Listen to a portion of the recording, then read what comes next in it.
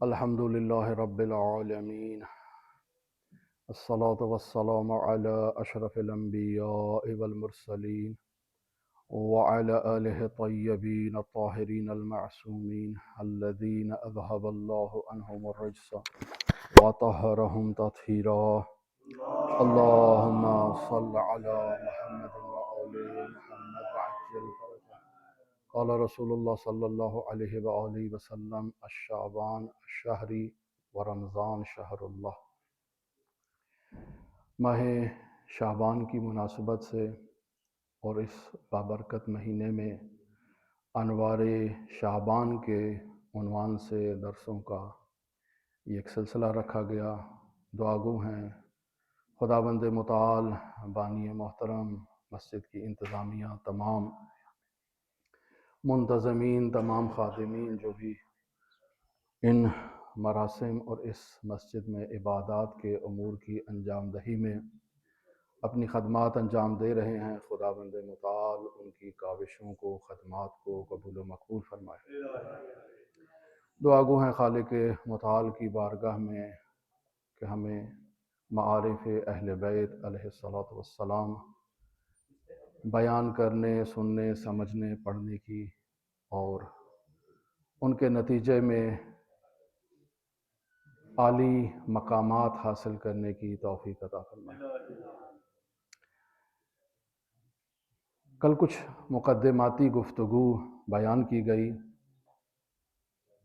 کہ شعبان رسول خدا کا مہینہ ہے، رمضان اللہ کا مہینہ ہے. رجب اور شعبان کے مہینے در حقیقت مقدمہ واقعہ ہو رہے ہیں ماہ مبارک رمضان کے لیے. انسان خود کو ماہ رجب میں تیار کرتا ہے تاکہ ماہ شعبان میں داخل ہو سکے، اور ماہ شعبان میں انسان خود کو تیار کرتا ہے تاکہ اللہ کے دسترخوان پر بیٹھنے کی لیاقت حاصل کر سکے. لہٰذا بیان کرتے ہیں علماء کہ اگر انسان ان دو مہینوں کے فیض سے محروم ہو جائے تو وہ لیلۃ القدر سے محروم ہو جاتا ہے. وہ ماہ رمضان کے ان فیوضات سے فیض یاب نہیں ہو سکتا اور محرومی اس کا مقدر بن جاتی ہے. لہٰذا انسان کو ان مہینوں میں ان کی قدر و قیمت کو پہچاننا چاہیے اور وہ نورانی مقام حاصل کرنا چاہیے، وہ پاکیزگی حاصل کرنی چاہیے، وہ طہارت حاصل کرنی چاہیے کہ جو انسان کے لیے روایات میں بیان کی گئی ہے، الہی تعلیمات میں انسان کو جس مقام پر پہنچانے کے لیے خداوند متعال نے انبیاء کا سلسلہ تسلسل کے ساتھ ایک جاری رکھا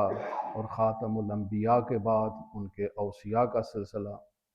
جاری و ساری ہے، اس کی بنیادی وجہ یہی ہے کہ انسان کو ظلمات سے کھینچ کر نور کی طرف ہدایت کی جائے. کل بیان ہوا کہ انسان کی حقیقت در واقع دو مختلف پہلوؤں کا مجموعہ ہے. ایک اس کا بدن ہے، ایک اس کا جسم ہے، ایک اس کی روح ہے جس کو مختلف ناموں سے یاد کیا جاتا ہے. کبھی اس کو نفس کہا جاتا ہے، کبھی اس کو روح کہا جاتا ہے، کبھی اس کو نفس کے ساتھ نفس ناطقہ کہا جاتا ہے، کبھی اس کو عقل کہا جاتا ہے. یہ تمام نام ایک ہی حقیقت کی طرف متوجہ کروانے کے لیے ہیں، اور یقینی بات ہے کہ جب ایسے نام استعمال ہوتے ہیں تو بعض ایسی چیزیں بھی ہیں کہ جو ممکن ہے ان ناموں کے ساتھ شباہت رکھتی ہوں. مثلا جب روح کو قلب کا نام دیا جاتا ہے تو انسان کے جسم میں ایک دل حرکت کرتا ہے جو خون کی گردش کرتا ہے، تو یہاں سے انسان کا ذہن مشتبہ ہو جاتا ہے کہ کہیں قلب سے مراد وہ قلب تو نہیں ہے جو انسان کے دل میں خون کی گردش کر رہا ہے، تو یقینی بات ہے کہ وہ قلب مراد نہیں ہوتی ہے. اور جب انسان کے لیے کہا جاتا ہے کہ انسان کی وہ روح عقل ہے تو اس سے مراد انسان کی کھوپڑی میں موجود جو دماغ ہے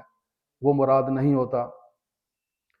لہٰذا انسان اس حقیقت کی طرف متوجہ ہو، جیسے کل مختلف مثالوں سے اس بات کو بیان کرنے کی کوشش کی کہ انسان در حقیقت اس کی روح، اس کا نفس ناطقہ اس جسم پر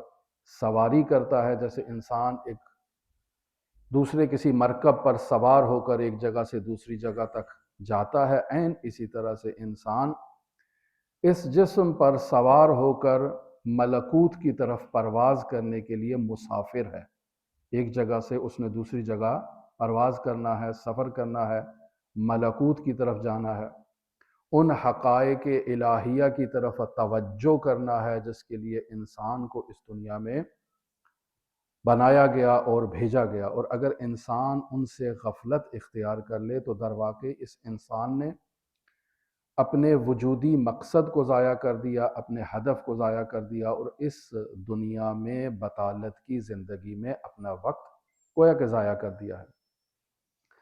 لہٰذا جب انسان گناہ کرتا ہے تو اس گناہ کے نتیجے میں انسان کی اس حقیقت پر حجاب آ جاتے ہیں، جیسے کل تفصیل سے بیان ہوا کہ جتنا انسان اس گناہ کی وادی میں اور اس گناہ کی دلدل میں دھنستا چلا جاتا ہے، انسان کا وہ جو نورانی بعد ہے، وہ جو نورانی پہلو ہے، وہ جو نورانی حقیقت ہے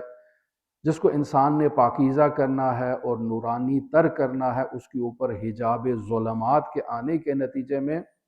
انسان عالم ملکوت کی طرف متوجہ نہیں ہوتا، عالم ملکوت کو مشاہدہ نہیں کر پاتا ہے۔ لیکن یہ بچہ جب اس دنیا میں آتا ہے تب وہ ان ملکوت کی موجودات کو، ان ملکوتی حقائق کو مشاہدہ کرتا ہے۔ روایت میں بیان ہوتا ہے کہ جب یہ بچہ مسکراتا ہے تو اس مسکرانے کے پیچھے بھی حکمت و مصلحت ہے، جب یہ بچہ بلا وجہ روتا ہے تو اس کے پیچھے بھی حکمت و مصلحت ہے،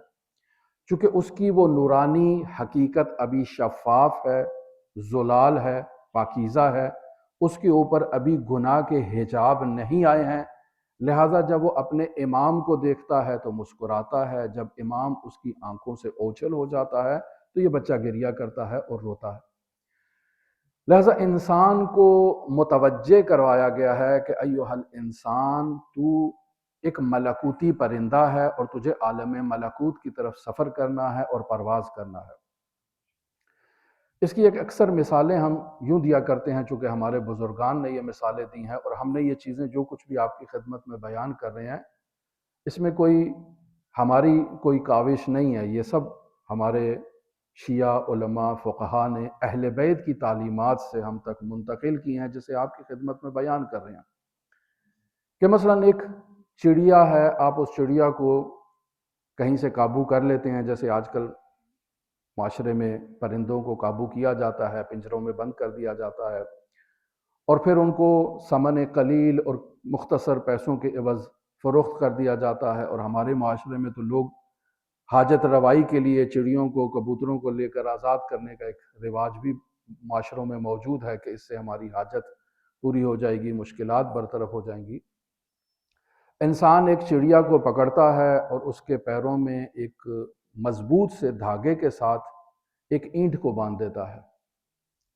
اب چڑیا کا کام ہے پرواز کرنا، اڑنا، کبوتر کا کام بھی اڑنا ہے، تو فرق نہیں کرتا چڑیا کی مثال لے لیں یا کبوتر کی مثال لے لیں، اگر آپ اس کے پیروں پر اینٹ کو باندھ دیں گے، وہ جس قدر اڑنا چاہے گی وہ پرواز نہیں کر سکے گی۔ کیوں؟ چونکہ اس کے پیروں پر ایک وزن ہے، ایک ایسا وزن ہے جو اس کے جثے سے، اس کے وجود سے، اس کے بدن سے زیادہ سنگین ہے، وزنی ہے، جو اس کی اس ملکوت کی طرف پرواز کرنے سے اس کی راہ میں رکاوٹ ہے، وہ آسمانوں کی طرف نہیں اڑ سکتا۔ عین اسی طرح سے انسان کی مثال بھی دی جاتی ہے کہ اس انسان نے آسمانوں کا سفر کرنا ہے، لیکن اس انسان کے پیروں پر جب گناہ کی زنجیر باندھ دی جاتی ہے اور پھر صرف ایک گناہ کی حد تک وہ محدود نہیں رہتی، آہستہ آہستہ اس گناہ کی وزن میں اور ثقالت میں روز بروز اضافہ کیا جاتا ہے اور انسان اس اضافے سے تھکتا نہیں ہے اور ہر روز اپنے وجود کے ساتھ ایسے گناہوں کو شامل کر لیتا ہے جس کے نتیجے میں اس انسان نے جو اس ملکوت کی طرف پرواز کرنا ہے یہ پرواز نہیں کر سکتا، اڑ نہیں سکتا، چونکہ انسان کو طائر ملکوتی کہا گیا ہے، ایک ایسا پرندہ جس نے عالم ملک سے عالم ملکوت کی طرف سفر کرنا ہے۔ عالم ملک اس عالم مادہ کو کہتے ہیں جس میں ہم زندگی بسر کر رہے ہیں۔ عالم ملکوت ایک ایسا عالم ہے کہ جو اس عالم کا بھی باطن ہے، جیسے انسان کا باطن اس کا نفس ہے، اس کی روح ہے، عین اسی طرح سے اس عالم مادہ کا بھی ایک باطن ہے جسے عالم ملکوت کہتے ہیں، اور انسان نے اس عوالم کی سیر کرنی ہے اور اس عوالم کا سفر کرنا ہے جو عالم مادہ سے بالکل مختلف ہے۔ لیکن انسان اس عالم میں تب جا سکتا ہے جب اس کے پیروں پر وہ اینٹ نہ بندھی ہو، اور ہم روز اس اینٹ میں اضافہ کرتے ہیں، پہلے ایک ہے، پھر دو ہے، پھر چار ہے، پھر پانچ ہے، اور پھر 10 ہے۔ اسی طرح سے روز بروز اینٹیں بڑھاتے جاتے ہیں۔ فرشتوں کو اس بات کا علم تھا کہ یہ انسان ہے اور اس نے اس زمین میں جا کر فساد برپا کرنا ہے، لہذا فرشتوں نے چونکہ جن کی اس خلقت سے آگاہ تھے کہ اس کا کام بھی یہی تھا، لہذا خداوند متعال پر یہ اس انداز میں اگر گستاخی نہ ہو تو جسارت نہ ہو کہ خداوند متعال سے یہ سوال کیا، اگر وہ کلمہ گستاخی ہے کہ اعتراض کیا تو سوال کیا کہ اے میرے پروردگار، تو ایسی موجود کو زمین پر اپنا خلیفہ بنانا چاہتا ہے جو زمین پر فساد کرے گا؟ تو خداوند متعال نے کہا کہ میں بہتر جانتا ہوں جس چیز کو تم نہیں جانتے ہو، جن حقائق کو، ان حقائق کو میں بہتر جانتا ہوں۔ اور وہ حقائق کیا ہیں؟ وہ حقائق یہ ہیں کہ خداوند متعال نے اس انسان کو عقل عطا کی ہے، اور یہ انسان اس عقل کی نعمت سے فیضیاب ہونے کے بعد اپنے جسم میں موجود باقی طاقتوں پر اگر اس عقل کی حکمرانی کو قائم کرنے میں کامیاب ہو جاتا ہے تو یہ انسان عالم ملکوت پر پرواز کر سکتا ہے، سفر کر سکتا ہے، اور زمین میں یہ فساد کی جو بات ہے یہ فساد نہیں کرے گا۔ لہٰذا اس حقیقت کا انکار نہیں کیا گیا کہ بعض انسان ایسے بھی ہوں گے کہ جو اس زمین میں اتنا فساد قائم کریں گے کہ وہ فرشتوں کا سوال اپنی جگہ پر درست ثابت ہوگا کہ انسان کی جو خصوصیت ہے اس میں وہ فساد موجود ہے، لیکن یہ انسان اپنی عقل کا استعمال کرتا ہے جو اللہ کی جانب سے اس کا ایک ہادی ہے، اس کا رہنما ہے، اور اس کا ایک باطنی وہ مرشد ہے کہ جو اس کو درست اور غلط کی طرف رہنمائی کرتا ہے اور بتاتا ہے یہ راستہ درست ہے، یہ راستہ غلط ہے۔ اگر تم درست راستے پر چلو گے تو ملکوت تمہارا منتظر ہے، اور تم وہاں ان فرشتوں سے جا کر ملاقات کرو، ملکوتی موجودات سے جا کر ان حقائق کو مشاہدہ کرو جو خداوند متعال نے اس عالم کے ملکوت میں خلق فرمائے ہیں۔ لیکن انسان چونکہ اپنے آپ کو اس عالم میں گناہوں میں مبتلا کرتا ہے تو پھر خداوند متعال نے اس انسان کی سہولت کے لیے، اس انسان کی تخفیف کے لیے، اس انسان کی آسانی کے لیے یہی انبیاء کے ذریعے سے بہت سے ایسے حقائق انسان تک منتقل کیے ہیں کہ ایھا الانسان، اگر تو اپنی اس باطنی حقیقت کی طرف متوجہ ہونا چاہتا ہے، ملکوتی بننا چاہتا ہے، تو یہ راستہ ہے، اس راستے پر اگر تو عمل کرے گا تو فوراً ملکوت کی طرف چلا جائے گا۔ وہ راستہ کیا ہے؟ اے انسان، اگر تو اپنی عقل کا استعمال کرے اور اپنی باقی جسمانی قوتوں کو عقل کے ماتحت قرار دے دے اور وہ اپنا ہر عمل عقل کی مشورت سے، اس کی اجازت سے انجام دیں، تو اے انسان اگر تو اللہ کی بارگاہ میں ایک نیکی لے کر آئے گا تو اللہ تجھے 10 دے دے گا اس کے بدلے میں، لیکن اگر تو ایک بدی لے کر آئے گا، ایک برائی لے کر آئے گا تو اللہ تجھے اس کے بدلے میں 10 نہیں دے گا، ایک ہی دے گا۔ پھر افسوس ہے ایسے شخص کے اوپر کہ جس کے دامن میں اس کی اکائیاں اس کی دہائیوں پر غلبہ کر جاتی ہیں اور غالب آ جاتی ہیں، اور یہ ہماری مثال ہے، کسی اور کی نہیں ہے، ہمارا یہ کردار ہے۔ کل کو ہمارے بچوں کو جا کر بتایا جائے گا کہ ایک ایسی قوم تھی، جیسے قصے کہانیاں سنائی جاتی ہیں،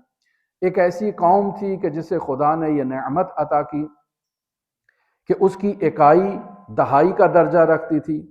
اور اس کی ایک اکائی ایسی تھی کہ جو اکائی ہی کے مقام پر تھی، لیکن افسوس اس قوم نے اس نورانی اکائی کی قدر کو نہیں پہچانا، اور اس کی وہ اکائی جو ایک ہی مرتبے کی تھی اس کو اپنی اس دہائیوں کے اوپر غالب کر دیا۔ تو ہماری نسلیں کہیں گی کہ وہ عجیب قوم تھی، وہ کون سی قوم تھی، اس نے کیوں اپنی اس نعمت کی قدردانی نہیں کی؟ تو در واقع وہ بچے جب بڑے ہوں گے تو متوجہ ہوں گے کہ وہ قوم ہم ہی ہیں، ہمارے آباء و اجداد ہیں یا ہم خود ہیں، اور یہ ہماری ہی حالت ہے کہ ہم نور کی طرف جانے کی بجائے ظلمتوں میں گرفتار ہیں اور پوشیدہ ہیں۔ لہٰذا خداوند متعال نے اس مخلوق کے لیے، اپنے بندوں کے لیے رمضان میں ایک دسترخوان بچھانا ہے، بہت وسیع دسترخوان ہے۔ تمام بشریت کو اس دسترخوان پر دعوت دی گئی ہے کہ اللہ کے اس دسترخوان پر آؤ، فیضیاب ہو جاؤ، کمالات حاصل کرو، نورانی بن جاؤ۔ اب اس دسترخوان پر بیٹھنے کے لیے انسان کو اپنے وجود میں آمادگی کرنی ہے اور تیاری کرنی ہے، لیکن انسان ہے کہ تیاری نہیں کرتا ہے، آمادگی نہیں کرتا ہے، جس کے نتیجے میں انسان اس دسترخوان سے محروم ہو جاتا ہے۔ نہیں معلوم ہماری زندگی میں کتنی لیلۃ القدر آئیں اور ہم نے ان لیلۃ القدر کی اس قدر کو پامال کر دیا اور اس کا احساس نہیں کیا۔ تو در واقع اس تک پہنچنے کے لیے پہلے رجب المرجب کا مہینہ، تاکہ انسان خود کو تیار کرے اور اللہ کی بارگاہ میں استغفار کرے، اور پھر داخل ہو جائے ماہ شعبان کے مہینے میں، اور پھر ماہ شعبان میں انسان اللہ کے حبیب کے ساتھ توسل کرے اور داخل ہو جائے اللہ کی ضیافت الہیہ کے مہینے میں۔ لہذا مثال دی کل آپ کی خدمت میں، اکثر مومنین نئے ہیں، کل مثال دی کہ انسان کا یہ مختصر سا عمل انسان کو نورانی بنا دیتا ہے، لیکن انسان اس کی حقیقت کی طرف، چونکہ ہماری دید، ہماری سوچ مادی ہے، ہم اس حقیقت سے غفلت اختیار کر لیتے ہیں اور اس حقیقت تک نہیں پہنچتے۔ کل مثال دی مفسر عظیم الشان قرآن علامہ سید محمد حسین طباطبائی رحمۃ اللہ علیہ کی زوجہ کی، کہ ہم بس اوقات معاشرے میں خواتین کو ناقص العقل کہتے ہیں، کہ یہ فقط بس اوقات الیاذ باللہ بعض معاشروں میں پیر کی جوتی کہا جاتا ہے، کہ یہ کسی کام کی نہیں ہے، یہ کسی فقط گھر کے کاموں کے لیے ہے، اس کا کوئی ملکوتی مقام نہیں ہے، کوئی معاشرتی مقام نہیں ہے۔ لیکن مفسر قرآن کی زوجہ کا واقعہ کل تفصیلی بیان کیا کہ وہ مفسر قرآن کے گھر میں آئی، اپنے شوہر کی اطاعت کی، خدمت کی، وفاداری کا اظہار کیا، اور اس کے نتیجے میں اسے اللہ نے وہ مقام عطا کیا کہ جب وہ محروم ہو گئی زیارت حضرت سید الشہداء سے، تو وہ اپنے گھر میں بیٹھ کے السلام علیک یا ابا عبداللہ کہتی ہے، اور وہاں سے جواب آتا ہے، اور مفسر قرآن اس جواب کو سنتے ہیں کہ یہ بیوی کا یہ مقام ہے اور اس کو یہ عطا ہوا ہے۔ یہ اس شوہر کی خدمت کرنے کا نتیجہ اور صلہ انہیں حاصل ہوا۔ بیان ہوا مرحوم قاضی کی زوجہ کا کہ ان پڑھ ہیں، پڑھی لکھی نہیں ہیں، قرآن پڑھنا نہیں جانتی ہیں۔ شوہر نے ایک وظیفہ دیا ہے کہ آپ درود شریف کی قرأت کیا کریں، ہر سطر پر، ہر آیت پر۔ اسے یہ اعزاز حاصل ہوا کہ وہ قرآن کی آیات کی شناس ہو گئی، اسے معلوم ہو گیا کہ کون سی آیت ہے اور کون سی آیت نہیں ہے، کون سی آیت ہے تو قرآن میں کس جگہ پر موجود ہے۔ ان پڑھ ہے، نہیں جانتی ہے۔ بچے شرارتاً، چونکہ عالم ہیں، فاضل ہیں، فقیہ ہیں، ان کے بچے بھی فقیہ ہیں، آتے ہیں ماں سے امتحان لینے کے لیے، شرارت کرنے کے لیے کہ ماں بتاؤ وہ آیت کہاں ہے، تو قرآن کھول کر انگلی رکھ کے بتاتی ہیں کہ یہاں پر یہ جگہ پر ہے، حالانکہ اس کو پڑھنی نہیں آتی ہے، لیکن معلوم ہے کہ کہاں پر وہ آیت ہے۔ اور یہ اس برکت کا نتیجہ ہے۔ یا وہ حافظ قرآن ابراہیم ساروکی یا اسماعیل ساروکی نام کا، کہ جس کا ماجرا یہ تھا کہ والد زکوٰۃ ادا نہیں کرتا تھا، اور یہ والد سے کہتے تھے کہ زکوٰۃ ادا کرو، اگر تم اپنے مال کی زکوٰۃ ادا نہیں کرو گے تو اس کے نتیجے میں ہمیں بھی لقمہ حرام کھلا رہے ہو۔ اکثر والد سے اسی موضوع پر جھگڑا ہو جاتا، چونکہ جوان خون ہے، اور جوان اکثر بس اوقات بعض مسائل میں شدت کا اظہار کرتے ہیں، اور پھر ایسا دینی مسئلہ اگر موجود ہو تو زیادہ ایک شدت ہو جاتی ہے کہ آپ ہمیں لقمہ حرام کھلا رہے ہیں، ہم آپ کے دسترخوان پر بیٹھتے ہیں، سارا دن آپ کے ساتھ کھیت میں مزدوری کرتے ہیں، محنت کرتے ہیں، مشقت کرتے ہیں، ہمارا بھی تو حق ہے نا مشقت میں، مزدوری میں، تو آپ اس کی زکوٰۃ ادا کیوں نہیں کرتے ہیں؟ ہمیں کیوں لقمہ حرام پر آپ نے بٹھا رکھا ہے؟ باپ کہتا ہے کہ کوئی نہیں ہے، یہ مولویوں کی بنائی ہوئی باتیں ہیں، کوئی زکوٰۃ شکات نہیں ہے، ناراض ہو جاتے ہیں، گھر چھوڑ کر چلے جاتے ہیں، دوبارہ کسی کو بھیجا جاتا ہے کہ اس کو راضی کر کے لے کر آؤ، راضی کر کے لایا جاتا ہے، پھر باپ کو سمجھاتے ہیں۔ یہ ایک ایسا خاندان ہے کہ پورے علاقے میں، پورے دیہات میں ان باپ اور بیٹے کے جھگڑے کی شہرت ہے، ہر کوئی صلح کرانے کے چکروں میں ہوتا ہے، بھئی چلو بھئی فلاں شخص کے گھر میں لڑائی ہو گئی ہے، باپ اور بیٹے کے درمیان چلیں صلح کرانے کے لیے، سارا گاؤں آ جاتا ہے صلح کرانے کے لیے، مسئلہ حل کرتے ہیں، اگلے دن پھر وہی چکر ہو جاتا ہے اور وہی لڑائی ہو جاتی ہے، یہاں تک کہ مرجعیت عظمیٰ کو مداخلت کرنا پڑی، اور مرجعیت عظمیٰ نے باپ تک پیغام پہنچایا، ان کو سمجھایا کہ دیکھو بیٹا جوان ہے، ہر روز اس کے ساتھ جھگڑا کرنا مناسب نہیں ہے، تم اس کو حصہ اس کا دے دو، وہ اپنی زمین پر کام کرے اور خود محنت کرے، خود مزدوری کرے، اپنے مال سے زکوٰۃ دیتا ہے تو تمہارا تو کوئی نقصان نہیں ہے۔ تو فیصلہ یہی ہوتا ہے کہ ان کے حصے کی ان کو زمین دے دی جائے، کچھ دانے دے دیے جاتے ہیں کہ تم بطور بیج اسے زمین میں استعمال کرو اور اپنی فصل کاشت کرو اور پھر اپنا نتیجہ حاصل کرو۔ وہ محنت کرتا ہے، اور وہ جو گندم باپ کی جانب سے بطور بیج دی جاتی ہے، سب سے پہلے اس کی زکوٰۃ ادا کرتا ہے، اب اسے بیج کے طور پر باقی ماندہ گندم کو استعمال کرتا ہے، اور نتیجہ کیا نکلتا ہے کہ اس کی فصل پورے دیہات میں سب سے زیادہ بارونق فصل ہوتی ہے، سب سے زیادہ اس کو فائدہ ہوتا ہے، وہ جو ثمرہ حاصل ہوتا ہے سب سے پہلے اس کی بھی زکوٰۃ دیتا ہے اور باقی چیزوں کو اپنی ضروریات کے مطابق استعمال کرتا ہے۔ نتیجہ یہ نکلتا ہے کہ ایک روز اپنے کھیت میں کام کرتے کرتے تھک جاتا ہے، کہتا ہے کہ میں قریب ہی ایک امامزادے کا مرقد ہے، جا کر سلام کراتا ہوں، سلام کرنے جاتا ہے تو وہاں اس کے ساتھ وہ کمال ہوتا ہے، وہ عنایت الہیہ ہوتی ہے کہ وہاں اسے راستے میں کچھ نورانی ہستیاں ملتی ہیں جو اس سے امامزادے کا ایڈریس پوچھتی ہیں، لے جاتا ہے، زیارت کرتا ہے، پھر وہ ہستیاں کہتی ہیں کہ آگے بھی ایک اور امامزادہ ہے، وہاں بھی چلتے ہیں، وہاں بھی زیارت کرتی ہیں، پھر وہ ہستیاں اس کو کہتی ہیں کہ یہ آیت لکھی ہوئی ہے، تم اس کی قراءت تو کرو، کہتا ہے مجھے پڑھنا نہیں آتا ہے، میں ان پڑھ ہوں، مجھے نہیں معلوم یہ کیا لکھا ہوا ہے، اس کے سینے پہ ہاتھ رکھتی ہیں، جب ہاتھ رکھتی ہیں تو وہ جو آیات ہیں اس کو وہ پڑھنا شروع کر دیتا ہے اور وہیں پر وہ بے ہوش ہو جاتا ہے، جب اٹھتا ہے تو دیکھتا ہے کہ کوئی یہاں پر وہ نورانی ہستیاں موجود نہیں ہیں، نتیجہ یہ نکلتا ہے کہ وہ توجہ کرتا ہے کہ جو چیزیں وہ پہلے نہیں پڑھ سکتا تھا، قرآنی آیات، ابھی وہ ان کو اچھی طرح سے نہ صرف یہ کہ پڑھ سکتا ہے بلکہ ان کا حافظ ہو چکا ہے۔ اب جب حافظ ہو چکا ہے تو جیسے ہی اس کو کوئی بندہ ملتا ہے اس کو بتاتا ہے کہ مجھے قرآن یاد ہو گیا ہے، ایک سے سنتا ہے، دوسرا، دوسرے سے تیسرا، اور یہ خبر جنگل کی آگ کی طرح اس دیہات میں پھیل جاتی ہے اور سارے لوگ جمع ہو جاتے ہیں کہ بھئی یہ کیا معجزہ ہو گیا، کیا واقعہ ہو گیا، تو اسے پیش نماز کے پاس لے جاتے ہیں، مولانا کے پاس لے جاتے ہیں، محلے کے جو اس دیہات کے ہوتے ہیں، وہ ان سے قرآن مجید کی مختلف صورتیں پوچھتے ہیں اور وہ زبانی ساری صورتیں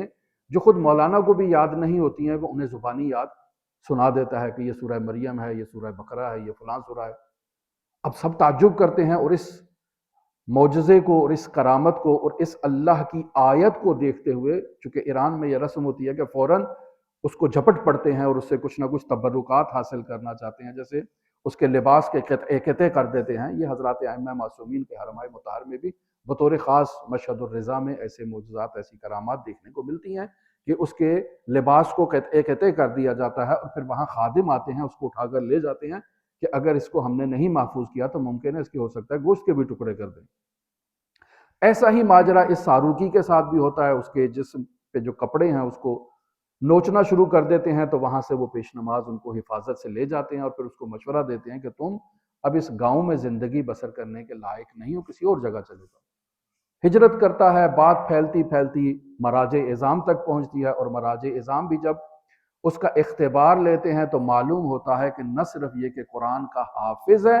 بلکہ قرآن مجید کو برعکس بھی پڑھ سکتا ہے، آیات کو برعکس بھی پڑھ سکتا ہے، اور انواع و اقسام کے اس کے امتحان لیتے ہیں۔ نہ صرف یہ کہ مرجعیت عظمیٰ آیت اللہ بروجردی نے امتحان لیا بلکہ اور بہت سارے مراجع نے اس کا امتحان لیا اور اس کی ایک شہرت ہو گئی۔ یہ نتیجہ کیا ہے؟ نتیجہ اس کا یہ ہے کہ اس نے زکوٰۃ کے لیے قیام کیا، اور اپنے مال کو پاک کرنے کے لیے لقمہ حلال کھانے کے لیے اس نے جو ہے وہ امر بالمعروف کا اقدام کیا، جدوجہد کی، جس کے نتیجے میں خداوند متعال نے اس کو یہ عنایت عطا کی۔ انسان اسی طرح سے اگر اللہ کی راہ میں قدم بڑھاتا ہے تو خداوند متعال اس کی طرف آگے سے ہرولہ کرتا ہے، آگے سے خداوند متعال تیزی کے ساتھ اس بندے کی طرف آگے بڑھتا ہے۔ لہٰذا یہ ماہ شعبان در واقع ماہ تمام مہینوں میں ایسے ہے کہ یہ اعمال موجود ہیں، ہر مہینے میں استغفار بھی موجود ہے، درود شریف کے اعمال بھی موجود ہیں، اور ہر عمل کے پیچھے ایک نورانیت موجود ہے، اور اس کی فضیلت پر بے پناہ روایات بھی موجود ہیں۔ لہٰذا ان اعمال کو انسان اگر انجام دے تو نورانی ہو جاتا ہے، پاکیزہ ہو جاتا ہے، اور انشاءاللہ آئندہ گفتگو میں ہم اس نورانیت اور پاکیزگی کی طرف اشارہ کریں گے۔ بطور خلاصہ آج کے لیے آپ کی خدمت میں بیان کرتا چلوں، چونکہ آج جمعرات ہے، ماہ شعبان کی جمعرات ہے۔ بطور کل ہر قمری مہینے میں ہر جمعرات جو آتی ہے اس میں تاکید کی گئی ہے حضرت امام جعفر صادق علیہ السلام کی جانب سے، اللہم صلی علی محمد و آل محمد۔ یہ روایت ہے شیخ صدوق رحمۃ اللہ علیہ کی کتاب ہے ثواب الاعمال، جلد نمبر 1 ہے، صفحہ نمبر 117 ہے، اور بھی بہت ساری کتابوں میں ایسی روایات موجود ہیں کہ ابو بصیر امام جعفر صادق علیہ السلام سے نقل کرتے ہیں کہ جو شخص بھی جمعرات کی رات کو مغرب سے فجر تک، یہ تمام جو پیریڈ ہے، جو دورانیہ ہے، اس میں سورہ واقعہ کی جو قرأت کرے گا خداوند متعال اسے 5 تحفے عطا کرے گا۔ آج جمعرات ہے، آپ تمام مومنین سورہ واقعہ کی قرأت کر سکتے ہیں۔ سب سے پہلی بات یہ ہے کہ جو سورہ واقعہ کی قرأت کرے گا اللہ اس کو اپنا محبوب بنا لے گا۔ صرف اپنا محبوب نہیں بنائے گا، دوسرے نمبر پر خداوند متعال اس کی محبت کو لوگوں کے دلوں میں بھی ڈال دے گا۔ یہ دوسرا اللہ کا انعام ہے۔